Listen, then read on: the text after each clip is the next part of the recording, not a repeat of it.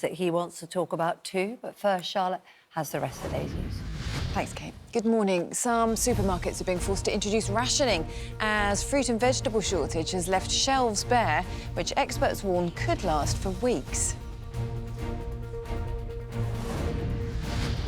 Well, the British Retail Consortium has said that shortage could last for 2 to 3 weeks specifically. But speaking to UK growers here, they say that they've had to delay planting plants like tomatoes and bell peppers, which they typically harvest in the next week or so. But they've had to delay that because they've wanted to avoid the high energy bills over those peak winter months. At the moment, Asda and Morrison's have capped the limit on which vegetables that customers can buy. Joe Biden is continuing his visit to Poland today after vowing that the US and its allies will not waver in supporting Ukraine. It comes as Russian state media reports that China's top diplomat is expected to meet the Russian foreign minister in Moscow today, with Beijing saying it wants to work with other countries to achieve a ceasefire in Ukraine. Well, Joe Biden's urging the world to stand up against Russia's crimes against humanity here in Ukraine, where there is some concern that Russia has decided to suspend participation in a nuclear arms treaty. Real worry, too, as to what might happen over the next few days. This morning, almost the whole country is under air raid alert, with missiles spotted in the north of the country. Children here in Kyiv being told to stay at home if possible from school, because no one's quite sure what will happen around this anniversary period.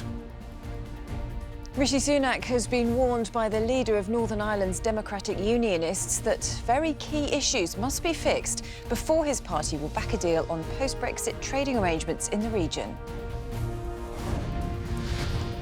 Downing Street insists that a deal on changing the terms of the protocol can still happen, but the Prime Minister is also in a tricky place. He must convince the DUP that Northern Ireland's place within the United Kingdom is secure, and those within his own party who fear he could give too much ground to the EU. One thing is clear, however: without the Unionists on board, well, there can be no return to power sharing here at Stormont.